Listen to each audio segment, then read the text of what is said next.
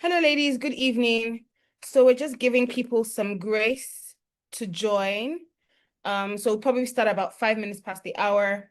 Please use this time to, our speaker for the day is already here. So please use this time to connect and, network. Hi, Iola. How are you?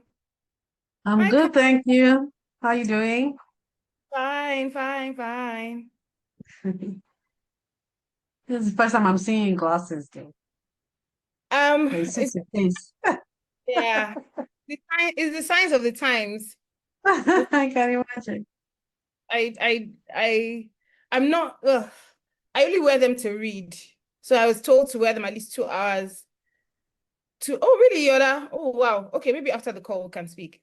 Um I was told to wear them 2 hours a day to just read. Okay.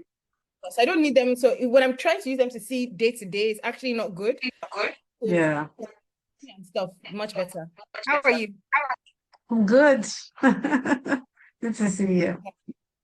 Fantastic. Okay. Let's see. Hi, Dorothy.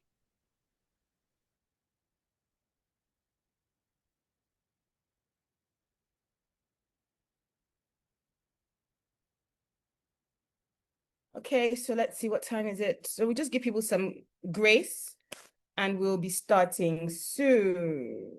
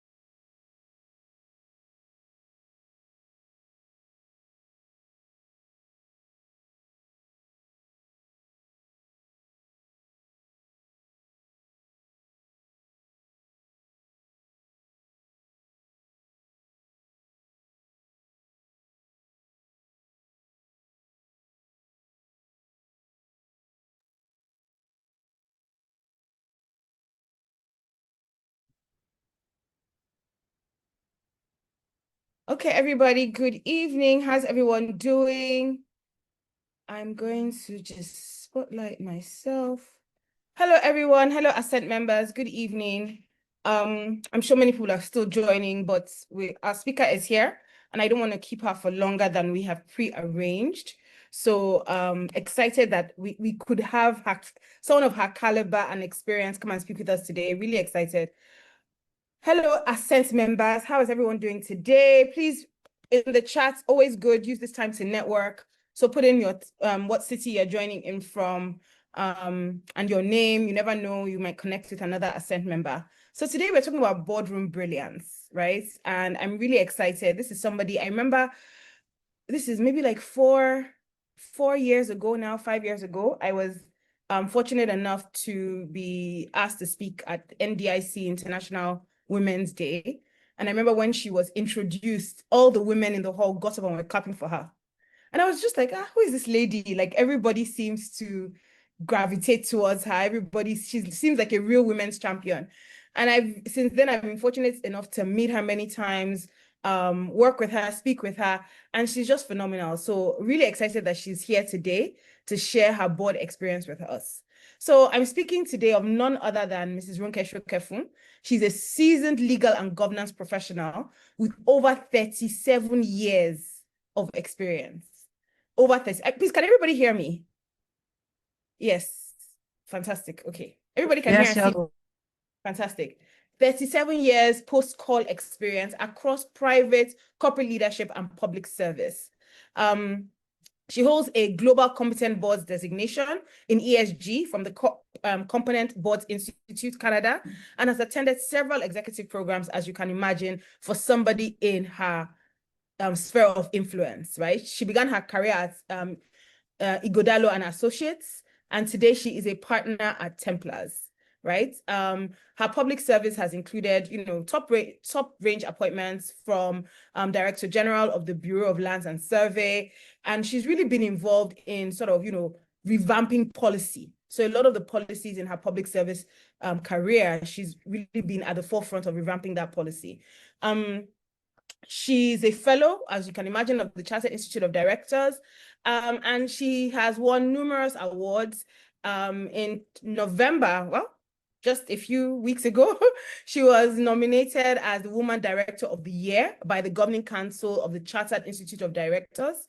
And she has sat on numerous boards, including, I think she currently sits on the board of Owando, and like I mentioned, she was the chair of the NDIC board, amongst other boards. She also has a foundation, MRS Foundation, and I believe she's an author. Ms. Sokefun, if I'm correct, right? You are an author, yes, of 2 books. Am I correct? Is it 2 books or one? 2 books, yes. And she supports education and healthcare projects and has constructed and commissioned an ICT center, a pediatric clinic, and a business school in Ogun State. Talk about give back. So really, really excited to have Mrs. Sokefun here today. Ms. Sokefun, please, I'm giving you the stage.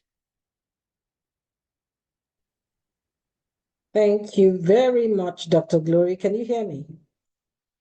Yes, we can. Yes, we can Yes, we hear you. can. Oh, fantastic. Thank you very much for the kind introduction. Good evening, everyone. Good evening, ladies. It's an honor to be amongst you this evening. And I hope I can make a little difference, or at least impart a little bit of, what I have learned over the years on you this evening. There's a saying, and I think I'm going to start with that. If you're not at the table, you just might be on the menu. Okay? Take that to heart. Literally, that's exactly what it means. If you are not at the table, you just might be on the menu. Dr. Glory, distinguished members of the Ascent Club, colleagues and friends, the reason why we're here this evening is to talk about how we move from wishing to be on boards to actually being there.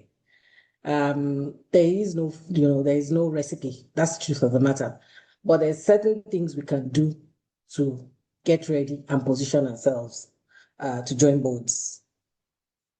Again, I rehash, it's a delight to be here amongst you all, visionaries, trailblazers, and those who understand that the view is always better. Where else from? From the boardroom. When I got the invitation to speak about this topic, it made me reminisce.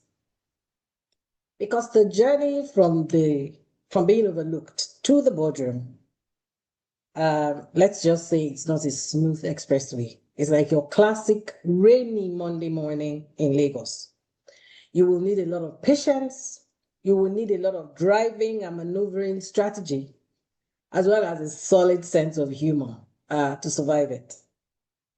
I recall several years ago when I hadn't even seen the inside of a boardroom. Some friends were already telling me, oh, I invested X amount in this company and they've asked me to join the board. And I was like, oh my days. I mean, I know all there is to know about company law. When is it ever going to happen? And it did happen. And, at the least expected time. I also thought, what a brilliant name, Ascent Club. I thought I always knew what the word ascent meant, but still, I thought, let me check it out. Ascent means a climb or walk to the summit of a mountain or a hill. A summit, simply put, is the highest point of a hill or a mountain. Congratulations, ladies, to all of you for identifying with such a lofty and noble idea. Now, let's talk about why we're here this evening, how to get to the boardroom. We'll be practical, we'll be deliberate, and of course, we'll talk about it confidently. First things first, understand what board ready really means. Being board ready is not about your age, it is not about your title, and it is not about how many gray hairs you've earned. I have quite a few, but thankfully the wiki is shielding, so you probably won't see them. But that's not why you get into boardrooms. It's about the readiness of your mind. It's about the readiness of your mind, a positive mindset, your competence, and of course, your credibility. Now, we'll also talk briefly about what a board position is not. We'll start from the not. A board position is not an honorary retirement post, and it is not also a thank you role. Now that we know what it is not, let's talk about what it is. The first thing to note is that it is a strategic leadership position. I'll take that again. It is a strategic leadership position. Boards are looking for people who can think beyond their departments. It's not about, oh, I'm very good, I'm in legal. No, that's not what boards are about. People that understand governance, people who understand risk, the risks associated with the business of the company, and who understand long-term sustainability. What does it take? What will it take to keep this company in business for the next decade and beyond? Keeping the company afloat and also helping it to survive storms, because there will be storms. So your first step is this: shift your mindset from doing to directing. Shift your mindset from doing to directing. You're no longer a grinder. Nobody's looking for you to come in, open your laptop, and be able to deliver. No. You have become more or less, in consulting terms, you are now a minder. You are a finder. That's who you have become. You must start thinking about how businesses survive and how decisions impact on all stakeholders. It's no longer just about shareholders. It's not just about the staff. You have to have regulatory concerns. You have to think about, it's just so vast. That's your mindset shift. You must also think of how values translate into strategy. Some people would say, what do I know about strategy? I don't understand strategy. You must understand strategy. And yes, you can pick it up, or rather fine-tune that little knowledge you have inside the boardroom, but you must understand it. At board level, you are no longer the executor of tasks. You are the custodian of vision, the very anchor and heartbeat of any business. A company has a vision, and they also have a mission statement. That vision, the ownership resides in the boardroom, and you are inside the boardroom. You automatically become one of the custodians. Once you have that understanding of readiness, you then have to build your personal brand. You must now build your personal brand. Don't be a best kept secret. Don't say, oh, people just don't know who I am. I'm this, I'm that. I once met a brilliant woman, a very seasoned professional, excellent track record, but nobody knew her outside where she worked. She was the engine room in her company. But guess where engines stay? They stay under the bonnet. They're not sent. They're just known to work.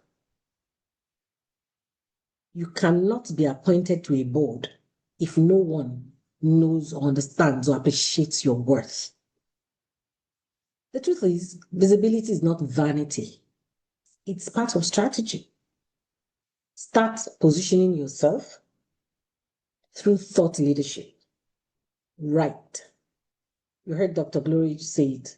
I wrote 2 books. Speak. I'm doing it now.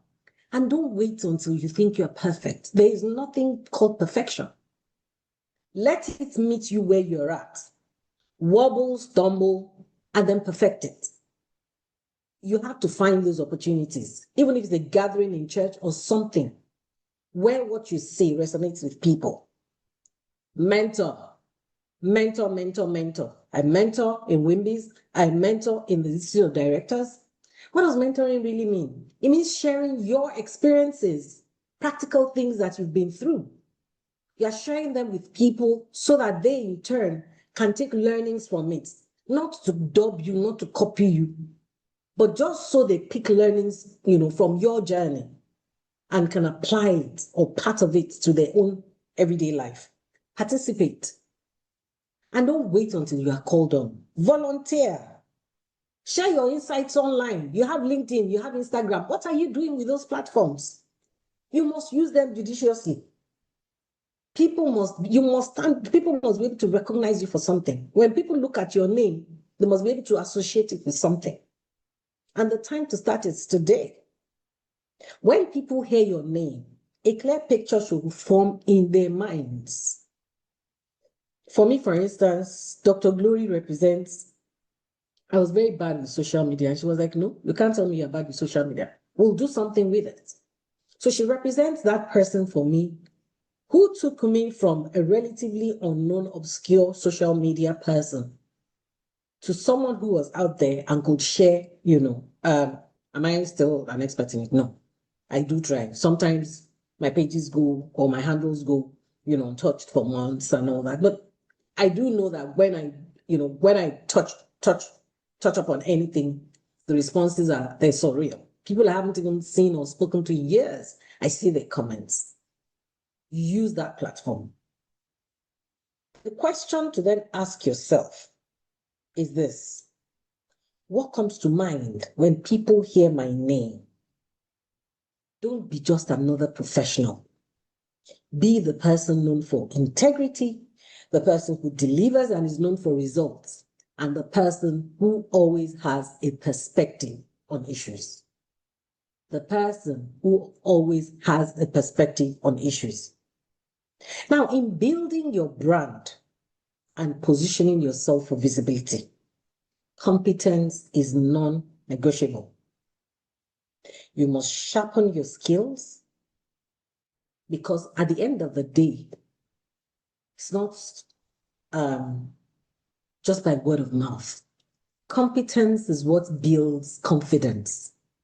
I'll take that again. Competence builds confidence. Otherwise, it's false confidence that you have. And then confidence is that which emboldens you for visibility because you can talk about whatever it is you say, I know. And you can't be a master of everything. You must pick your niche, fine-tune it, hone in on those skills, and own it. Let's be honest with ourselves. Passion without preparation is merely enthusiasm. Boards need more than enthusiasm.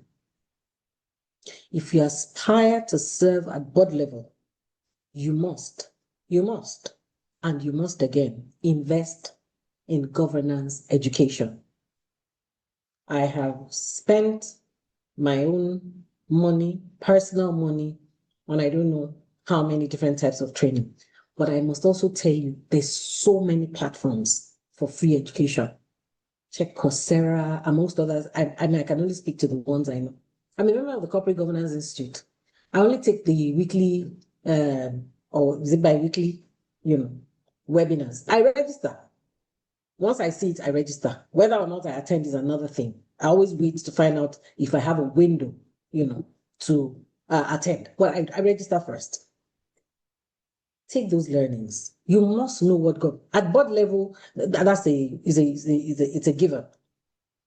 You must understand governance. How do things work? And what's governance? It's about the processes. It's about the people, and they're all integrated. So you can't say, "Oh, I'm an HR specialist." What are your processes? How often do you upgrade them?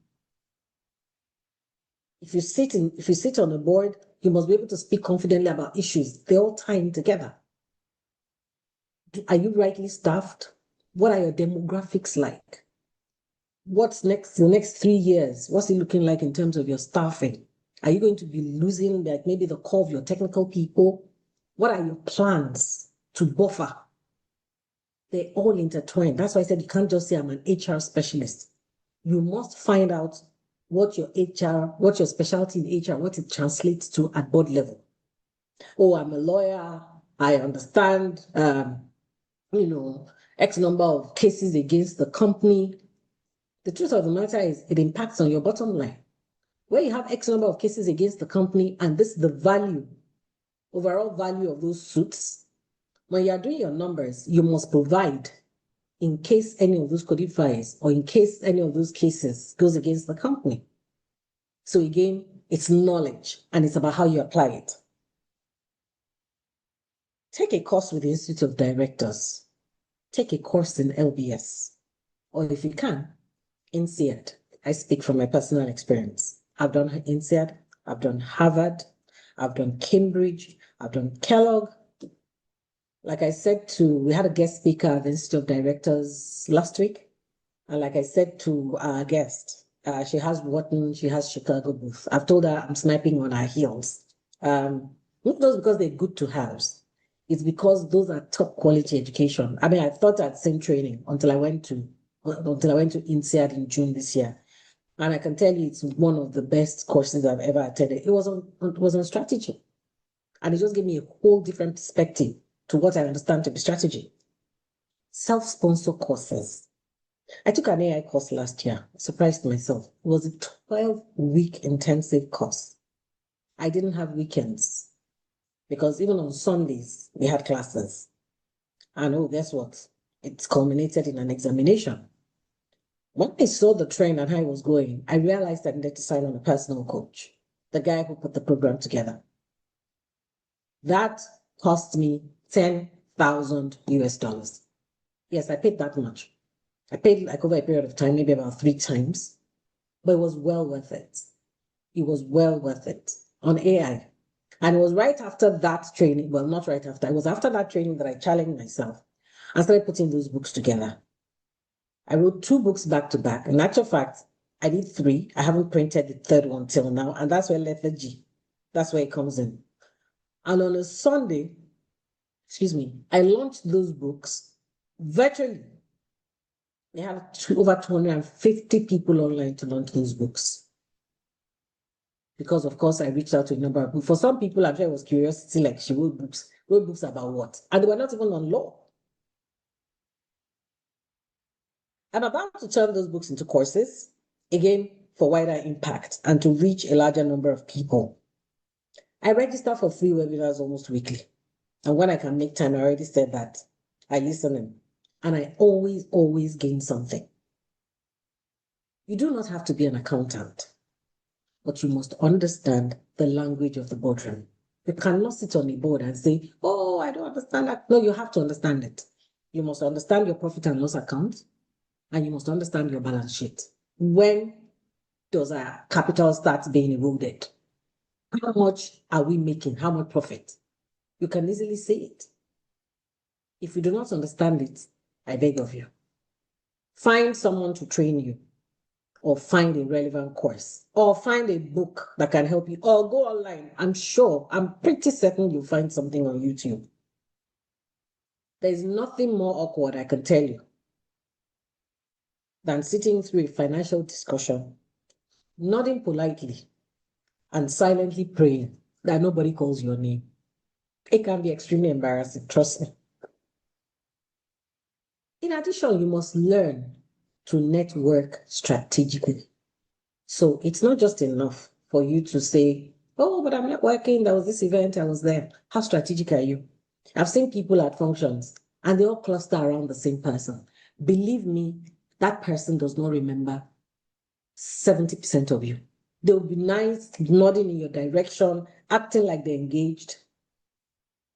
But because all of you are clustered around that one person, always look for that odd person who doesn't look like, they have a lot going for them. Trust me, sometimes those are your go-tos. Why do you have to network strategically? Because appointments don't fall from heaven. Most board appointments don't come through job applications. No, they come through referrals. They come through relationships. I remember some power company a few years back approached me and said, oh, they were looking for a neutral person to sit on their board as chair. I was a bit curious. And the gentleman was like, and we thought preferably female, because they usually have testosterone, overload in the boardroom. And they're all to the different groups of investors. And to date, as at then, they had always appointed, in rotational order, one person from, each of the investor groups to chair the board. Of course, there's always acrimony. Always acrimony. So the guy was like, they decided first a female, that maybe, there'll be some respect around the room. And also a neutral person who didn't have any stakeholding, no shareholding, nothing in the company. So I was like, so how did, and they said, oh, I spoke to 2 different people. And by convergence, your name came up. I mean, that's an honor. It fell through. It didn't eventually cause, again, acrimony. Oh, the first group to reach her, they've compromised, blah, blah, blah, and I didn't want to get caught in it because I didn't want anyone staining my name. So I was like, what, let's all continue with the discussions. I don't like the tone this is taking. But that's what I mean, your name will come up, whether you like it or not, in certain circles. And that's why you must be intentional about your connections. You must attend the right events. As I give an example of about 2 months ago, we had a networking session at the Chartered Institute of Directors. It wasn't anything fancy. I mean, we just took like a little hall, inside the institute itself because we couldn't afford, any exotic venue. But to the level we could, did it up a bit. But the hype that went with it. And of course, members of the institute were also curious, like, really? Women's Group CIOD holding a networking event, I'll be there. It was very successful. And we built on that by having the online, the virtual boardroom diaries, which was more or less a fireside chat last week. At peak, there were 161 attendees. It was a weekday, I think it was either Wednesday or so. And we started at 4:30. At peak, 161 attendees. And when we're winding down, there were 144 people still in the room. We had the legendary Auntie Mo, Mrs. Mosubelo Lushoda, as our guest. And, straight from the heart kind of talk. And I know people did exchange numbers on that platform. People that hadn't seen each other in years, pick details from there. You must be intentional. You must attend the right events. You must volunteer for committees. Volunteer. Even if, and most, I can assure you, are for free. I chair the women's group of the Chartered Institute of Directors. I don't earn a dime. And I know on a daily basis, I spend 2 to 3 hours on their work. Is it paying off? Absolutely. I was pleasantly surprised when last week I received a letter from the institute nominating me as the Woman Director of the Year. That's a big deal for me. It may not sound like a lot to anyone else, but again, it's a step in the right direction. Join professional bodies. I've spoken 1 million times about the Chartered Institute of Directors. So when people see you, when they hear, oh, fellow of the Chartered Institute of Directors, oh, really? Wow. I joined the institute on the 26th. I hope I'm not mixing the dates up. I think 26th or 27th of June, 2007. That's 18 years this year. 18 years. I've been a member of that institute. Join today. Join today. Be visible, be valuable. And let me tell you a little secret. When you network, don't just network upwards. Network sideways with your peers and also downwards with your subordinates or even those you're mentoring. You'll be shocked. You'll be shocked at the amount of knowledge they're able to impart on you. Remember, always, iron sharpens iron. The people beside you today could become the decision makers tomorrow. Don't just collect business cards. Add value as well. Don't just say, oh, I've collected this person's card. Oh, I have problems in my office. How can you advise me? Sometimes all people need to hear from you is, good morning. You came to mind. I just wanted to say hello and check on you. I don't know how many times I have received that. And I'm always very grateful because they happen to always usually come in at the time I needed. There was like virtual hugs. Maybe it's a time you're really, at your wit's end and somebody just says, oh, just checking up on you. And I do it as well. I'm just checking in. It's not always that it is when you need people that you reach out. Now let's talk about your real currency. Your real currency are twofold. They're twins. They're your integrity and your emotional intelligence. The higher you go, the less technical your work becomes. And the more it is about your judgment, your discretion, as well as your emotional intelligence. Birds are not just shopping for brilliance, they're looking for balance. Can you handle pressure without panic? Can you disagree without being disagreeable? Can you make tough calls without losing your humanity? Your company will always probably say they want to let some people go. How do you handle it? Because some of those people will reach out to you with the hope of you holding their hands or telling them a different story. But you understand the numbers because you sit in the boardroom and you see what is going on. Do you have enough empathy to be able to handle it or handhold them and give them comfort at that point in time? And by the way, you are not immune as a board member. What do I mean by you're not immune? I hope you know, well, any board worth its salt must do board evaluation yearly. I sit on a very sensitive committee. In actual fact, I chair a very sensitive committee of the board, the Governance and Nominations Committee, and we handle everything board evaluation. So imagine sitting with a board chair to appraise your colleagues, to tell them their weaknesses. It's the manner of communication that's important. It's not really about the message.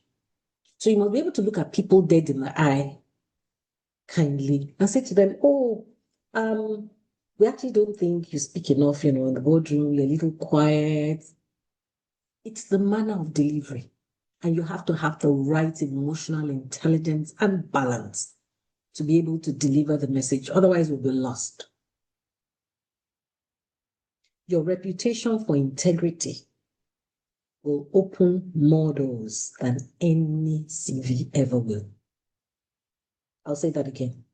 Your reputation for integrity will open more doors than any CV ever will. You must guard it jealously because once it is compromised, it is harder to rebuild than a burnt down bridge. You also must make your journey visible by documenting your value. I said it earlier, use your LinkedIn handles, use your Instagram page. You must keep a record of your milestones. My EA was doing up my profile today, and she was like, Ma, what are white papers? When I was in government, I chaired not one, not two white papers. In government, an investigation, once it's concluded and you issue a report, in government parlance, that report is called white paper. One as sensitive as a review, a holistic review of the entire civil service, what's the word? The entire civil service structure. To say some jobs can be merged. It's more, I'm sure some of you have heard of the Steve Orosai report. It's akin to that. So, people are thinking, oh, this one is saying my job should go. But I had to sit on it. Do I have civil service experience? No. But I could tell that some jobs actually and functions overlapped. Again, it was in a bid to say, are we able to save money by looking at job roles and probably merging some? Document the projects that you have led. Some may sound minor to you, but trust me, you just write it down first. the results you have achieved, the teams that you have built, and the problems that you have solved. Yes, please document them. I can reel off several of those for you. I've just spoken to my white paper panel review while in government. And recently, my role as chairman of the women's group of the Chartered Institute of Directors. I was surprised. I just received a letter from the institute saying this is it. Initially, I was like, what am I supposed to do there? I don't think I'm going to take it on. I was actually, I leaned more towards, turning it down. And I was like, I've never felt there's anything I do. Why don't I see this as a challenge and take it on? And during our program last week, we had the president on the institute. And he said to us, I don't want to, I have a speech, but before I read my speech, I have to say certain things, from the heart. And he said this is the fastest growing and viable group of the entire institute. I mean, imagine hearing that. He didn't have to say it, but he did say so. And I really, I took it to heart. What it does is spurs you on to do more. But again, the records speak for themselves. Boards want evidence of contribution, not just your experience. They want to see it. So think of this, your package that you're putting together, as your board portfolio, a living document of how you've added value and created impact. Because guess what? When opportunity knocks, that's not the time for you to start scrambling and searching your inbox for proof. It's the time to present yourself with confidence and clarity. Finally, you must adopt the posture of readiness. Too many people say, I'll get ready when the opportunity comes. No. Opportunities favor those who are already prepared. No. Opportunities favor only those who are already prepared. I remember once we were shopping for a female board member. And of course, the very first question was, how much of company X do you know? I was like, I just got the invitation. I didn't really have time to do any research. I mean, I'm a woman. It was like a dagger to my heart. The minimum you can do. Nobody's saying no there. Profit declaration over a 5-year period by heart, but know what the company does. Know the sphere in which it operates. Be like the wise bridesmaids.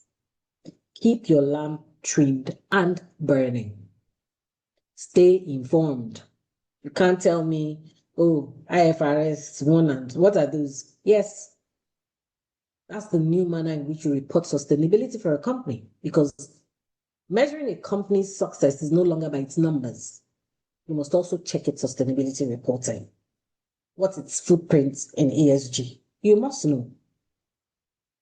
Stay relevant. Just yesterday, I was at a workshop on this IFRS 1 and 2, just to get deeper insight. I was invited by the climate change, climate governance institute in Nigeria. Yes, and just a morning session, 10 to 1. Even though I had to leave a bit early around 12-ish because I had a 12:30, but at least I got something. Financial Reporting Council was there. Those are the people you interface with at board level.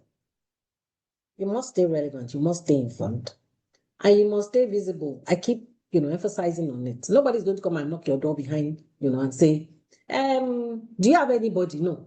They're going to say, do you know Dr. Glory? Do you know Ijoma? Do you know Iye? Those are the questions you're going to ask. They're going to ask. They're not going to be looking for people who are not already visible. As someone once said, luck is what happens when preparation meets opportunity. You must understand the impact of new laws and regulations on sectors. We have a new tax law coming. Do you even know how it impacts on you as a person? And do you know how it impacts on the business in which you are currently operating? You must know. You must also understand the economy in your little way. Nobody's saying be a, what's the Mr. Is it Mr. Rewane or something? Nobody's asking you to be like that. but you must understand in a little, nobody's asking for the exact number of our foreign reserves, but you must understand a little bit of what is going on in the system. For instance, what's the impact of the new hires? The president just give directives, hire X number of policemen. They're little things, but they have ripple effects. At least do a bit of research on your own to understand what that means. Does that mean improved security? And if it does mean improved security, then how does that impact on, our businesses, the environment in which you operate and all that? Finally, my friends, the move from overlooked to board ready is not about luck. It's about an intentional evolution. It's about shifting from working in the system to thinking about the system itself. From doing the work to directing the work. From being competent to being credible. I attended a training in June, like I said to you, and it gave me a whole new perspective on strategy. So start today. Audit your skills. Refine your brand. Nurture your networks. Grow new ones. Invest in your governance knowledge. Because when that phone call comes, and it will come, you won't need to scramble or to get ready. You'll simply smile and say, I have been ready. Ladies, thank you for listening to me this evening. And I do hope you've been able to take one or two things from what I have said to you. Thank you all very much for listening. Oh my goodness. Please, can we give Mrs. Sokefun her flowers and claps? And in fact, I think we should just unmute ourselves and just let her hear our voice and our gratitude Thank you. for this master Thank you. That class. was so Please, much let's value. Thank you, Thank ma'am. you. Thank you. This Thank was you. wow. Thank you very much. Thank you, ma'am. It was super, super. I love the idea. One of the things that I'm getting from this, in fact, Mr. Joker, can I be honest? When you were speaking, at one point I said, man, this board thing now work. Yes, it is a lot of work. It's a lot of work. About all the training and just being up to date and all of that. I was just like, okay, we need to board readiness is not just, oh, okay, I've reached a certain level in my career. The next step is a board. This board readiness, it's much more than that. And I love what you said about moving from executing to directing. Directing, yes. And from being in the business to thinking about the business and being custodians. That was such a powerful mind map for me, being custodians of the vision of a company. Of the company. That was super insightful, super insightful. People are dropping lots of comments in the chat. Okay. My first question is really around, and guys, please, if you have a question, you can raise your hand or you can type the question in the chat. My first question is really around mistakes. So you had alluded to one of the mistakes you had seen when you had someone come in, another woman, you said, and I felt you when you said it, that felt like a dagger to your heart, like she hadn't done the research. But what other mistakes either you have made or have you seen other women make, or even men in this board readiness journey? Thank you very much, Dr. Glory, for that question. What you find out is inside the boardroom, there's always a mixed bag. Now I'm speaking to, you've gotten the board seats, because you also have to retain your board seats. You must protect it. You don't get that Wow. And I spoke to it earlier as well. There's an evaluation. Your peers are going to review your performance. And if someone is saying to you, for instance, Miss Ronke is always usually quiet, it's not a compliment. Quiet in the boardroom is not a compliment. So you have to constantly be on your toes. You have to constantly be able to contribute to discussions. You can't say, strategy committees there, I don't sit on strategy committee. They're committees of the board. But what they do is they have assigned roles from the board, report back to the board still has oversight. So if you say strategy is not my job, And therefore it's the job of the strategy committee is still going to report to the board. And then you want to sit down there and be like, well, they've done the job. No. So the mistake a lot of people, women especially, make is they tend to be a bit reticent. I'm not saying you have to be assertive in a way that also comes across and showcases your feminism in a way. So you can be all soft, you don't have to be brash. That's not what I'm preaching. I'm just saying you can't just be a pretty face in the boardroom. You have to have a voice that adds value. So when you contribute, people would know that, okay, this person has spoken to, I gave a very, what's it called example, soft example. That people will say, oh, something, okay, okay, wait, let me give you a classic example. You are laying off staff. Let's say you're laying off staff. Have you checked the demographics of the staff you're laying off? You say you're laying off, let's say, 100 people. In what buckets are they? Are you getting rid of mostly technical people? Do you have backups for them? And if you are, and nobody has really kept an eye on it, maybe you're saying, no, they're old. They're all in their 50s. Okay, well and good. You don't want 50s and above. No problem. Do you have people in the pipeline over the next 3 to 5 years to do their jobs? Do you understand what I mean? Or can you say, we'll take you off payroll because of your age and we'll offer you a contract job instead. Therefore, we're eliminating certain costs, maybe like allowances or certain benefits, just to keep costs, keep an eye on costs. So those are little things, but you must have an overall picture to understand where you come in. So let's not be soft inside the boardroom. Let's also act like we have knowledge and we understand how there's an interplay of everything. I love that. I love that. And I love the idea of, not being reticent, but also being active participants is what I'm hearing you say. Yes, that's what it is.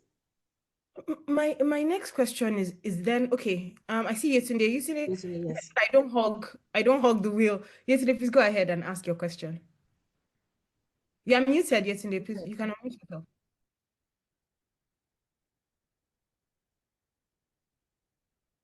Still muted.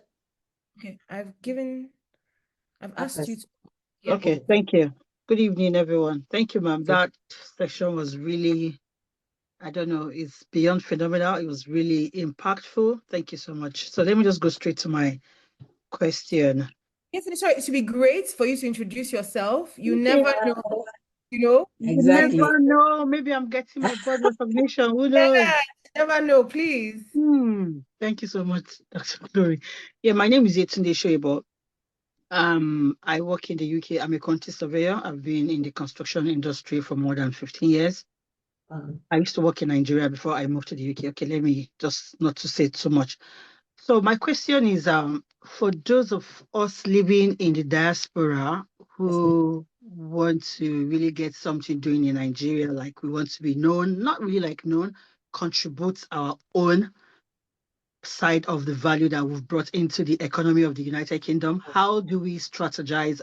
How do we put ourselves out there? Because I know the Lagos people, you guys have a very good networking system, you know yourselves. But those of us living abroad, especially for those of us like me, I grew up in Kaduna, I live in Abuja. So I'm not in that circle. And if you see the circle of people that are really doing big things, they are the Lagos 13s, let me just use that word. So how do I integrate myself into the system? One of it is I know my Instagram account is private, which I intend to take off private now to go public.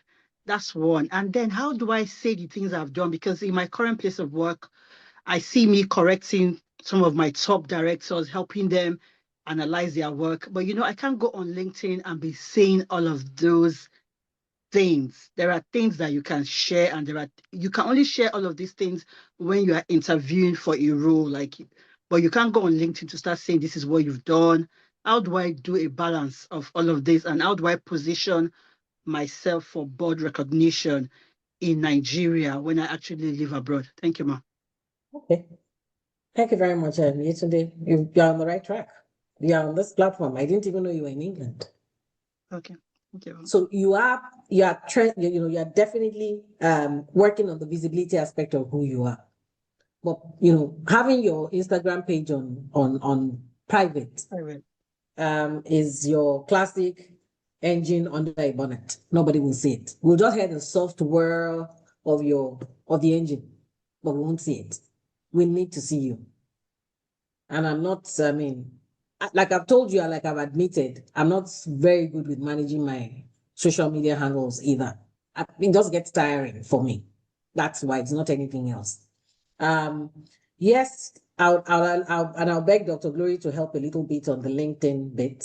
What goes in, what doesn't go in. It doesn't have to be that detailed. I'm sure your projects have names, or at least, some semblance of whatever. It can just even be a photo of something. Wow, done, dusted, glad to be a part of. Do you understand what I mean? Yeah. Something that links you to that project without you necessarily taking the glory and, or maybe, alluding to the fact that, oh, I did this. You can just say glad to be a part of it. Something like that. And in terms of, like I said, visibility, this is one of those platforms that you can use. Networking, the world is global. It's a very small stage now. We're all linked by technology. Do more of this. Do you understand what I mean? In actual fact, look for speaking opportunities as well. Write articles. Compare how the industry is in the UK. I mean, you did some work here. Compare and make suggestions. Just today, something that didn't concern me. A friend of mine from secondary school reached out. He's a doctor in the UK, has a sabbatical, which he wants to go and do in Canada. And they asked him, send us, your portfolio or whatever of experience and the relevant certificates. The one from UK said he did it at the touch of a button. The man wrote to Medical Council of Nigeria since September. Nobody's responding to his emails. He doesn't have any numbers to call. He is frustrated. He reached out to me today and I was like, God, direct him. Who can I call? I'm not even a doctor. But once you've worked in government, people believe you have access to anyone and everyone. And the first person I called, a very good friend of mine, I didn't even think about it that. The only reason why I called him was because he's also a doctor. Just so he could help. I totally forgot he was in the National Assembly as a senator. And the first thing he said, because he said, do a 3-way call, let me understand the young man. And as soon as I called, he was like, I was chairman Senate Committee on Health. In fact, I was working on air. I was so proud. Do you understand? Like, yes, I have to connect. I didn't even know when I made the call. So do an article. Just compare. Look at the young man now. He's comparing how easy it was for him to pull up his records in the UK compared to here. It could be as basic as that. And somebody will need something someday. And remember, who was this lady? She posted something about, he could give me a new entrance into the UK who doesn't know what to do. As it comes to you, just do it. Don't wait for perfection. Don't wait for, where is the right platform? Your page is the right platform. That's where you operate. That's your sphere. You have your sphere of influence right there. Use it. Thank you. Thank you very much, ma'am. You're welcome. Fantastic. Okay, do we have any other questions? Thanks, Yetunde, for your question. Yetunde, just to speak briefly on the LinkedIn portion and what you cannot put up. Mr. Sokefun, just give me 2 minutes to respond to that.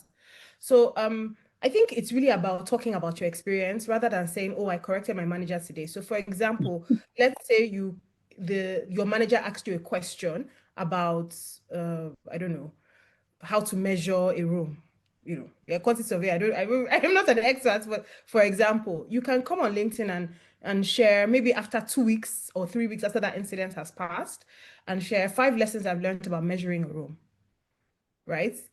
So can you see you're not referencing, oh, I helped my manager the other day, blah, blah, blah. You can say, oh, something that a lot of quantity surveyors struggle with is measuring the room. And these are 5 things I've learned about doing that. So that's an example. Hope that helps, Yetunde. It does. Yeah. Thank you. Okay. All right. Any other questions? I'm just checking the chat. Please, if you have any other questions, we'll be wrapping up soon. I think we have only about 5-10 minutes left. So if you have any other questions, please raise your hand or you can type it in the chat. So we talked about mistakes, Mr. Sokefun, but my next question is really around making that transition from executive to non-executive director and the mindset shift that needs to happen. It can be a difficult, because you said this thing around, from doing to driving. So how can executives in the room start to see themselves as non-execs? Thank you very much, Dr. Glory. And again, it's something I see a lot of non-execs struggle with, especially if they transition immediately. And that's why, if you notice, there's a new law around it that you must have left executive role for a number of years before you become non-exec.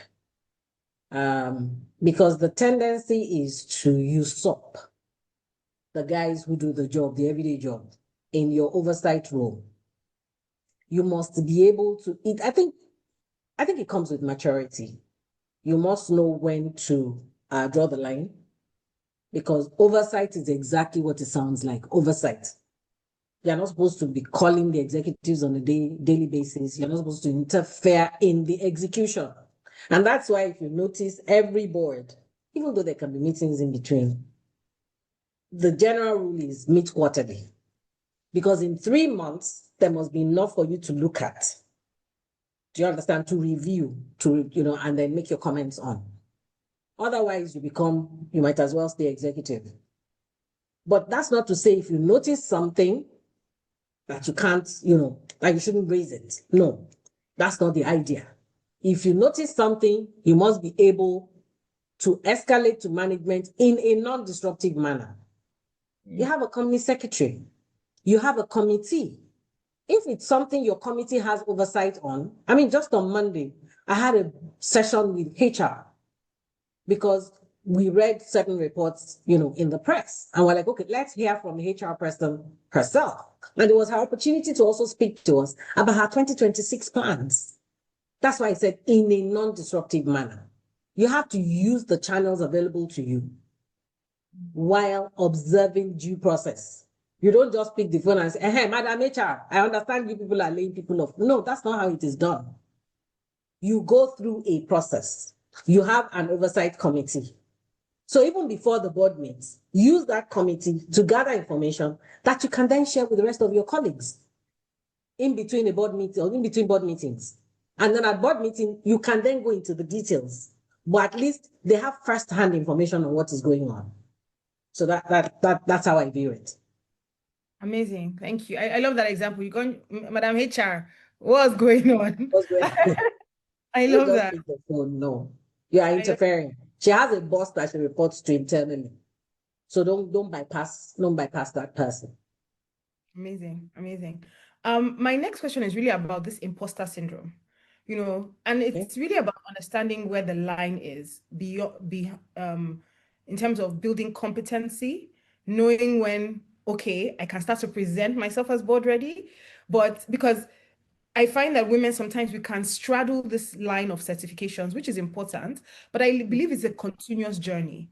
So how do we let imposter syndrome not keep us from presenting as board ready as we carry on with the lifelong learning process of being established non-exec directors? I'm just going to use myself as the classic example. I'm not certain I was board ready when I found myself in the boardroom. What do I mean? So I was I already? No, I wasn't chief legal, I was head legal. My then boss was on a board and he belonged to certain committees of the board. Because it was a relatively young company, again, at the time, the industry was relatively new. So meetings were sort of frequent and long. And he just couldn't make the time. He couldn't manage it together with his job, his everyday job. So someday he woke up and was just like, I think that somebody used to represent him on that board. And unfortunately, she wasn't available. And I just said, they should call Ronke, and he called me and he was like, Madam, you're representing me. I first had a sinking feeling in the pits of my stomach because, I knew who I was going. for anybody that knows the boardroom or boardroom gurus in Nigeria, Gamaliel Onosodi was board chair. How was I going to go into that sort of boardroom? You had the likes of MD of First Bank as directors. Back then, I'm not talking of today. So packed my bags. First and foremost, I asked for the board papers. I read like my life depended on it. I read those, and I've also seen that people are ill prepared for board meetings. They come in and we go through minutes. They never have any comment on minutes. You know why? Because they didn't read the minutes. It's always so disappointing. Listen, your board meetings are like an exam. You must be ready. You must be prepared. And that's why sometimes they say, oh, somebody's quiet. It's not because they're quiet. It's because they haven't read. You must read. You must note what you have read and you must be prepared to ask questions. I found myself inside that boardroom. Of course, it wasn't like I went in there and immediately I was, it took a couple of meetings for me to have that boldness to be able to, start speaking and asking questions. And that's the thing. Once people notice that, they latch onto it. And if you are not speaking, they actually call you out. Like, okay, do you have any observations? Do you have any questions? Do you have any comments? In actual fact, that's one of the things that really, emboldened me, because then there were committee switches, just to make sure people had in. Then they moved my boss to finance committee. I said my enemies at work. So I couldn't now say to him, oh, send somebody else for your finance meetings. Again, I had to prepare myself, And when they had strategy sessions, they didn't say no, that he was the only one that was supposed to come because he's the substantive director. As alternates, because you were more or less like part of the board, they invited us to strategy sessions. We would have meetings till like 12 midnight. It was like a boys' club, so they didn't see you as female. And you better don't act female like, I'm tired. Oh my God. No, act like this is what I do, on a daily basis. Act it. Fake it until you make it. That's what it means. Even if you get home and you're cursing under your breath, but while inside that boardroom, smile through it. Yes. Amazing. I love that. Okay, so we have one question, final question for today. Ochanya. Chanaya. I don't know if I pronounced Ochanya. Ochanya. I did. I got it I right. If I got it right, I apologize. Please go ahead. No problems at all.